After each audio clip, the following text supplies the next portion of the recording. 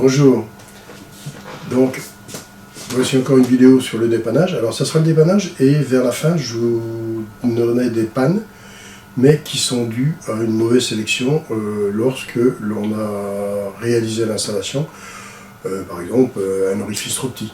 Donc ça, pour moi je ne considère pas que c'est des pannes, enfin c'est des pannes, mais c'est une mauvaise conception. Parce qu'une panne, vous arrivez sur le chantier, vous ne savez pas rencontrer un filtre trop petit, puisque c'est une installation qui a tourné pour par exemple 1 an, 2 ans, l'orifice n'a pas rétréci entre temps. Hein. L'orifice pourrait avoir un problème qui est trop grand, parce qu'avec le laminage, des fois on arrive à avoir un orifice qui grandit. Mais ça c'est une panne bizarre, mais ça arrive. Donc là c'est vraiment les pannes et à la mise en service, les petits problèmes. Allez, on va commencer. Donc, voici mon installation. Je suis arrivé, j'ai posé les manomètres, et là, je vois dans le carnet d'entretien que j'avais ces mesures-là. Donc, j'avais la désurchauffe de 2 Kelvin. Bon, je disais. Condensation 45 degrés, là j'ai un tout petit peu moins. Sous refroidissement 5 Kelvin. Ici, j'ai un sous-refroidissement de 5 Kelvin. Un sous-refroidissement de 2 Kelvin sur la ligne liquide, je le sais. J'ai moins 12 d'évaporation. Ah, là j'ai un problème, j'ai moins 20. Et ici, sur le manomètre, je lis moins 20, mais par contre, à l'entrée ici, je rentre à moins 1. On va mettre. Donc ici, qu'est-ce que j'ai comme problème? C'est que j'évapore beaucoup trop bas. Donc je vous rappelle que à partir du moment où j'ai un bon sous-refroidissement, là il est bon, ça veut dire que j'ai du liquide. Donc, et j'ai suffisamment de liquide pour mon installation. Dès que j'ai un bon sous-refroidissement, ça veut dire que le liquide de l'installation, j'ai mon installation qui a sa charge correcte. Donc je n'ai pas à me soucier de ce côté-là, jusque-là au moins. Parce que j'aurais pu avoir des problèmes ici, mais ici je vois que j'ai pas de prédétente dans la ligne ici. J'ai tout qui est normal. On a un sous-refroidissement sur la ligne liquide qui est normal. Bah, par contre, ici, je me retrouve avec moins 20. Donc ça veut dire quoi? Bah, ça veut dire tout simplement que j'ai un problème du côté du détendeur. Pourquoi? Ben parce que, comme je me retrouve avec une température ici, qui est un grand delta T par rapport à ici, parce que j'ai moins 1 ici comme température et moins 20 ici, ça fait un très grand delta T. J'ai une surchauffe qui est très grande, j'ai 15 Kelvin de différence. Donc là, il y a un blême au détendeur. Si j'avais moins 20 ici, que j'avais une bonne surchauffe, là, ça ne serait pas au niveau du détendeur, ça serait au niveau de la ventilation. Mais ça, on le verra après. Pour le moment, je vais voir les pannes du détendeur. Donc, qu'est-ce qu'on va faire? Maintenant, on va analyser les pannes du détendeur. Première panne que je rencontre, je démonte, je ramène le gaz de l'installation dans la bouteille, je fais le rappel. Quand j'ai fait le rappel de gaz, j'isole bien la partie d'ici et je ramène tout le gaz. Quand tout le gaz est ramené, qu'est-ce que je fais? La vanne est fermée ici, la vanne est fermée ici. Je démonte le détendeur. En démontant le détendeur, je regarde en premier lieu mon filtre et mon orifice. Je regarde déjà le filtre. Oh là, le filtre il est vraiment encrassé là. Il est encrassé mais partiellement, ce qui me permet de laisser passer un peu de liquide. Donc ça veut dire que il fait une prédétente à l'intérieur. Donc il me limite le débit du liquide déjà. Donc j'ai un problème du côté du filtre. Donc soit que je le change, ou soit je le nettoie. Bon, les filtres, c'est pas ça qui coûte cher, on peut les changer directement pour pas s'embêter. Ou les nettoyer, on prend un produit pour nettoyer du trickler ou un truc comme ça.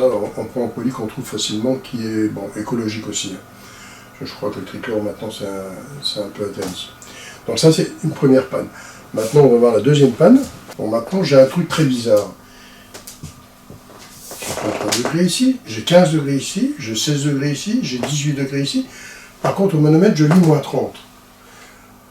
Là moins 30 avec le 134, ça veut dire que je suis descendu en dessous, je suis dans le vide. Donc là ça veut dire vraiment qu'il y a un problème de bouchage détendeur, que le détendeur ne fonctionne plus comme il faut. je démonte assez, donc je retire le gaz qu'il y a dans le circuit vite fait. Je démonte, par contre, ce que j'ai vu avant de démonter, c'est que mon détendeur est complètement gelé. Il est gelé, on voit qu'il y a de la glace. Donc, premier lieu, j'arrête mon installation, je prends ma main, je la mets sur le détendeur quand tout est arrêté, j'attends un peu, et j'entends un et ma température, je vois que la température descend ici, que j'ai le gaz qui passe. Et 2-3 secondes après, de nouveau rebouché.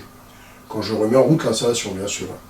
Donc, ça veut dire quoi? J'ai un problème de glaçon. Dès que j'ai ce phénomène-là, que quand je chauffe le détendeur, à la main, ou quelque chose qui chauffe un peu, faites attention à ne pas trop chauffer le détendeur, et que ça, directement, bien sûr, il faut arrêter le compresseur quand on fait cette expérience-là, hein, parce que si vous laissez le compresseur, vous n'arrivez jamais avec la main de le déboucher. Donc il faut arrêter le compresseur, et vous mettez la main dessus, et si ça ne suffit pas, vous chauffez un petit peu, et si si vous entendez et puis que ici ça commence à givrer, ça veut dire que le gaz s'est détendu et que le glaçon est fondu. Donc ça veut dire qu'il y a un glaçon dedans. Et quand vous démontez l'orifice, en général, vous trouvez des petits cristaux de glace dans l'orifice. Vous voyez, le trou de l'orifice est ici, et on se retrouve avec des cristaux de glace qui sont dedans. Bon, j'ai dessiné des petits ronds, j'ai fait ce que je pouvais faire pour représenter sur mon dessin l'orifice. Donc l'orifice peut très bien être bouché avec des glaçons. Ouais, on a ce phénomène. La deuxième panne qui peut me créer ça aussi, on va le voir maintenant, puisqu'on est dedans. Je vais déjà effacer cette partie-là qui ne sert plus à rien. Encore un petit peu ici, voilà. Donc ici, qu'est-ce que je vais faire? Je vais enlever ça. Voilà. Je vais retracer un trait, donc je suis toujours en jaune, ouais. Je vais retracer un trait de là. Ah, j'ai fait en jaune, merde. On va le refaire en bleu. Voilà. Donc ici, je fais ça. Voilà. J'arrête ici. Donc qu'est-ce que j'ai maintenant qui me produit le même phénomène? C'est que j'ai le train thermostatique qui est cassé, par exemple. Bon, je l'ai cassé ici, mais il peut très bien être cassé à cette base-là. Ça arrive souvent que c'est là, quand on le manipule mal, les détendeurs d'amphos inox sont souples. C'est pas facile de les casser, mais il y en a qui arrivent quand même à le casser ici. Donc on peut avoir souvent de casser ici.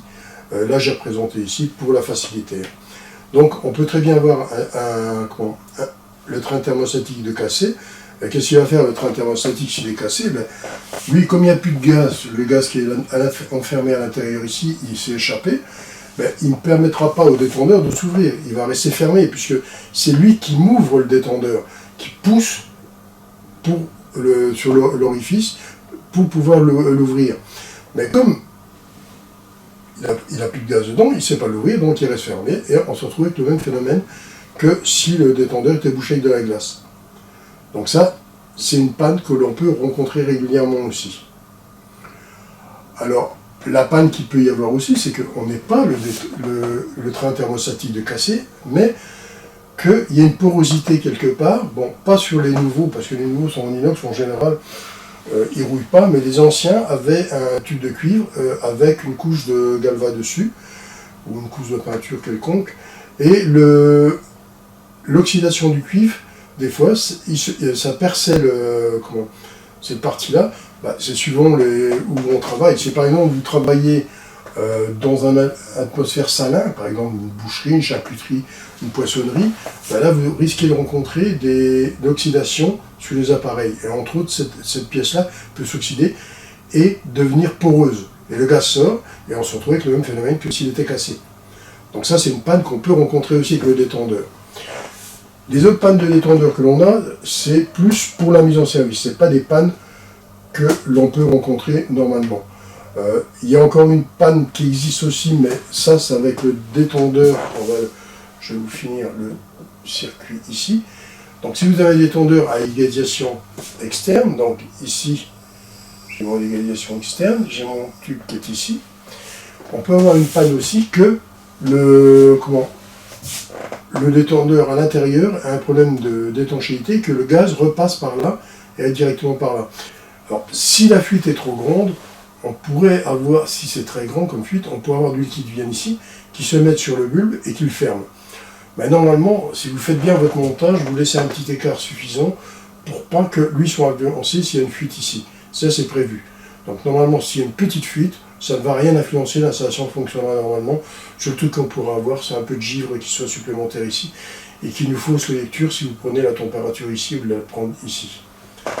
Donc ici, on a l'installation qu'on avait déjà avec, par contre, les mêmes similitudes que le filtre du détendeur bouché. Bon, sauf que là, je viens de mettre en route mon installation, c'est plus une panne, c'est un défaut.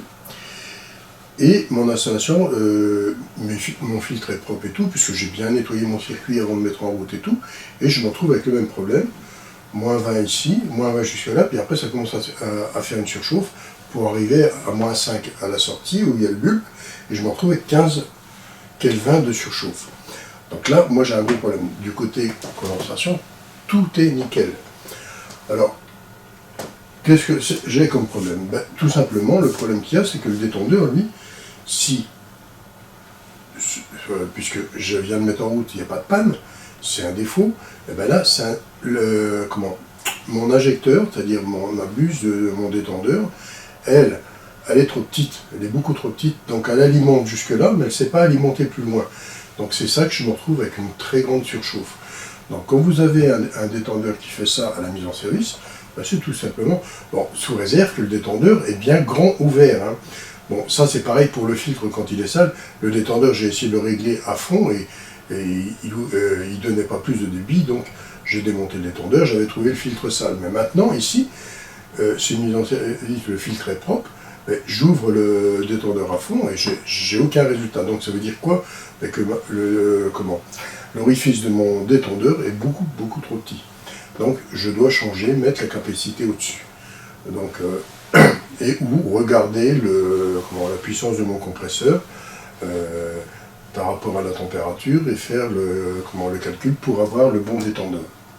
Donc vous vous rappelez, j'ai mis un site pour le choix du détendeur. Alors, ça c'est une panne qui est provoquée donc par une manque de puissance du détendeur. Donc je retrouve le même schéma que le schéma de mon filtre sale et mon orifice trop petit. Donc ici, qu'est-ce que j'ai? Tout ça c'est de nouveau bon jusqu'ici.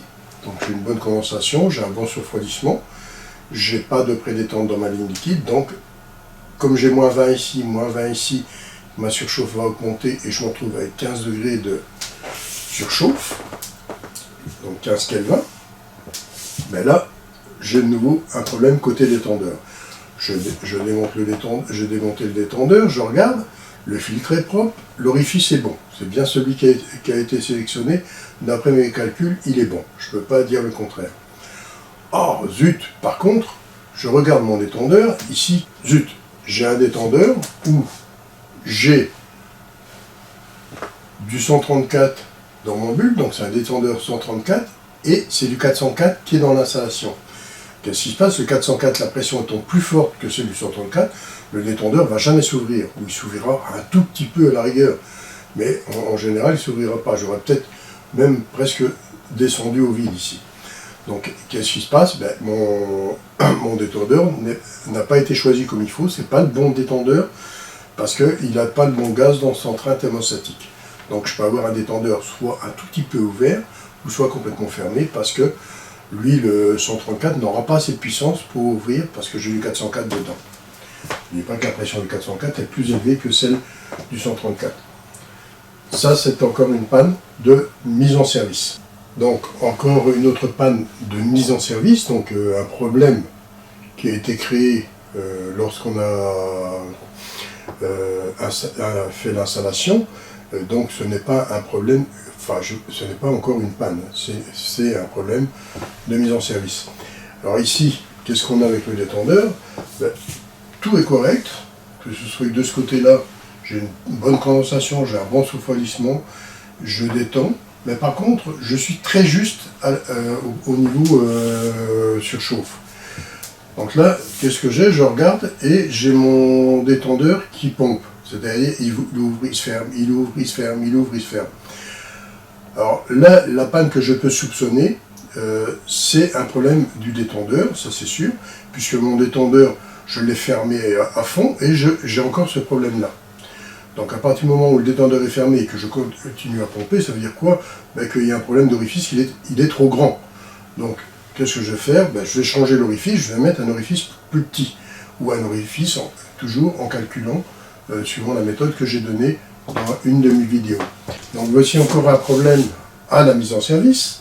À la mise en service, donc côté condensation, tout est bon, jusqu'à l'entrée de mon détendeur. Et là, à la sortie de mon détendeur, je me retrouve avec moins 10 ici, moins 10 au bulbe, moins 10 au détendeur, moins 10 au mano.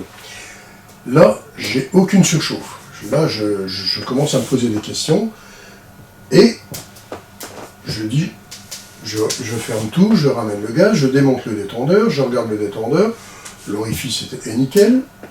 Par contre, le filtre aussi. Par contre, le problème que j'ai, c'est mon détendeur. Je regarde la tête du détendeur. La tête du détendeur, j'ai un détendeur qui, lui, est au 404. Et le gaz qui est à l'intérieur, c'est du 134. Donc, lui, qu'est-ce qu'il fait? Ben, il est grand ouvert, il ne sait jamais se fermer parce que le gaz, le 134, la pression n'est pas assez forte pour refermer le détendeur. Et qu'est-ce qu'il fait? Il m'envoie des coups de liquide au compresseur. Donc là, je peux avoir ce problème-là aussi, un détendeur qui n'est pas bon. J'aurais dû mettre un détendeur 134 pour du 134 ou un 404 pour du 404. Voilà la vidéo finie. Bon, j'espère qu'elle vous a plu, que vous avez bien compris que le détendeur, ben, c'est quand même une pièce importante et qu'il peut y avoir plusieurs pannes. Après, les pannes que l'on verra, ce sera les pannes sur le débit d'air, et puis après le compresseur. Ok?